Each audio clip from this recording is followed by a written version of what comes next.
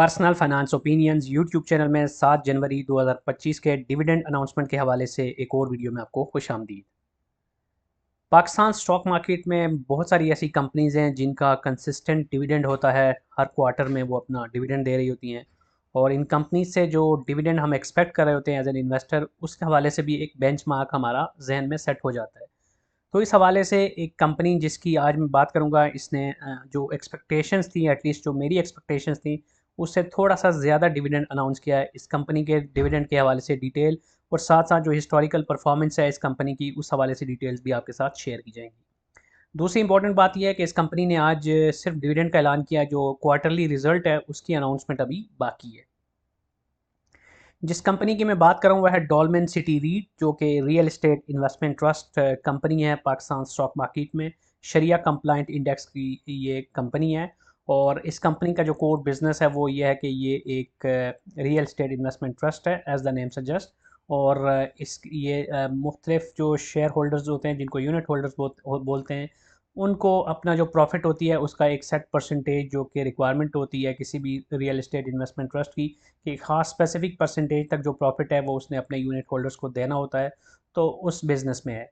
और डॉलमेन माल वगैरह और इसके जो कोर दीगर बिजनेसेस हैं उसके हवाले से डिटेल्स भी आप इनकी स्टेटमेंट्स में और इनकी वेबसाइट पे देख सकते हैं।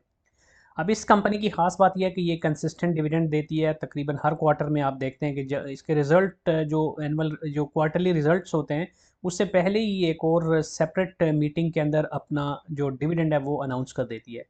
सेकंड क्वार्टर इसका है अभी, दिसंबर 30 को, जो 31 को क्लोज हुआ, लेकिन इस क्वार्टर के रिजल्ट्स तो नहीं आए, लेकिन उससे पहले इसने डिविडेंड की अनाउंसमेंट कर दी और इसने 5.5% यानी 55 पैसे के डिविडेंड का ऐलान किया। अब मैं ये क्यों कह रहा हूँ कि तवक्को से ज़्यादा है, क्योंकि जो टिपिकल आप इसकी परफॉर्मेंस देखें तो जो एक्सपेक्टेशंस होती हैं हमारी वो ये है कि वो 50 पैसे का डिविडेंड अनाउंस करती है।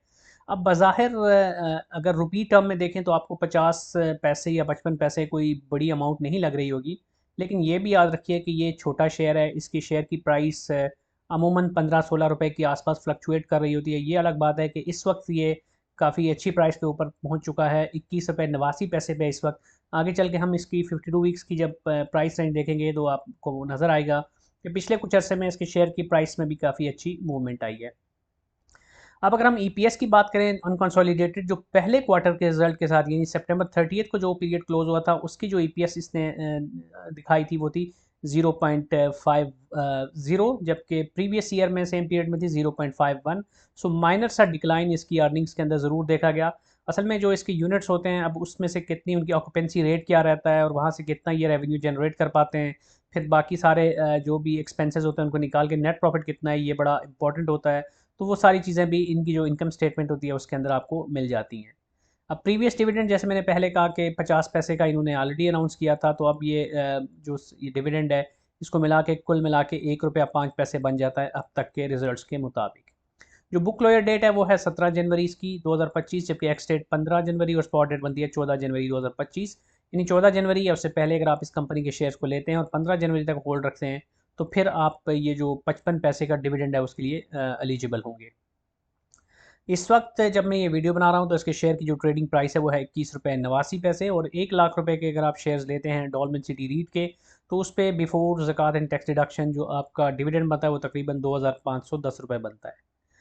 अब इम्पॉर्टेंट बात यह है कि डॉलमेन सिटी रीट बहुत सारे लोगों के लिए इसलिए भी अट्रैक्टिव होता है कि ये kind of a real estate investment आपकी बन जाती है, कि आप जिस तरह रेंटल प्रॉपर्टी के अंदर आप रेंटल यील्ड को देख रहे होते हैं और उसमें इन्वेस्ट करके फिर आप वहाँ से रेंटल हासिल कर रहे होते हैं।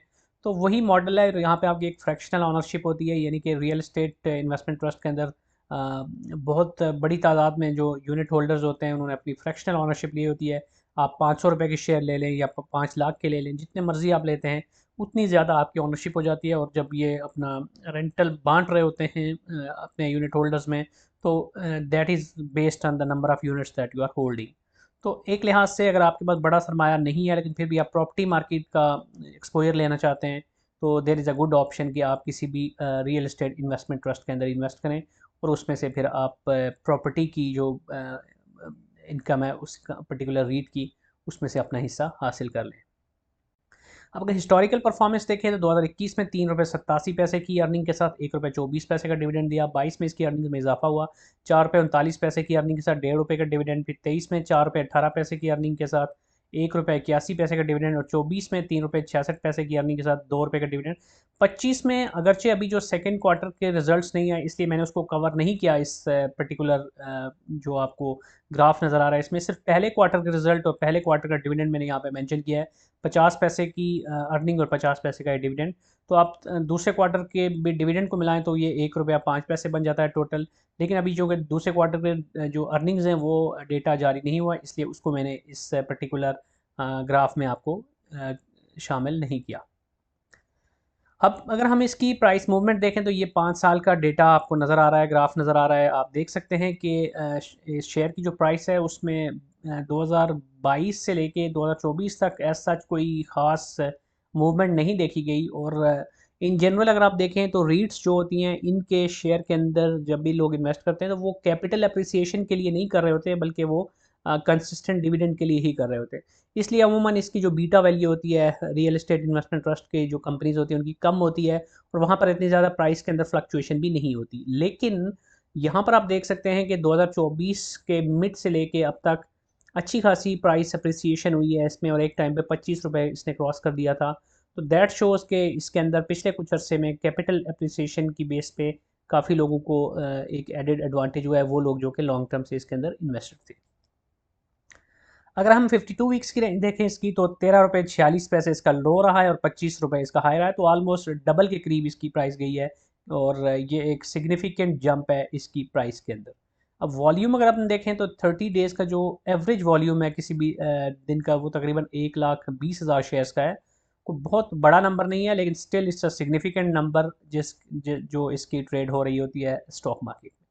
तो ओवरऑल देखा जाए तो ये एक ऐसी कंपनी है जिसके अंदर कोई आप बहुत बड़े जंप्स या कोई एक्स्ट्रॉर्डनरी आउट ऑफ नोवेयर छक्के चौके एक्सपेक्ट नहीं कर सकते। लेकिन कंसिस्टेंट अगर आप इनकम चाहते हैं तो उस लिहाज से रीट्स जो कंपनीज होती हैं और ख़ासतौर पे डीसीआर की अगर मैं बात करूं तो ये एक वर्थ कंसिडरेशन कंपनी है। बाकी ये है कि आप इसकी जो भी इनकम स्टेटमेंट है इसके जो बाकी फंडामेंटल्स हैं उन सारों की भी कंप्लीट एनालिसिस करके और प्रॉपर ड्यू डिलिजेंस करके ही अपना डिसीजन लीजिए कि किस कंपनी में आपको इन्वेस्ट करना है और किस में नहीं करना। बहरहाल आज की वीडियो में जो इन्फॉर्मेशन शेयर की गई आई होप कि यूज़फुल होगी। आने वाले दिनों में जो नए रिजल्ट्स आएंगे उस हवाले से भी वक्तन फ़वक्तन आपको इस चैनल पे वीडियोस के ज़रिए डिटेल्स शेयर की जाती रहेंगी, इसलिए चैनल को सब्सक्राइब करना, वीडियो को लाइक करना और बेल आइकन को प्रेस करना मत भूलिएगा ताकि इस हवाले से जो भी वीडियोज़ बनाएँ यहाँ पर अपलोड हो उस हवाले से आपको बर वक्त नोटिफिकेशन मिलता रहे। Thank you very much.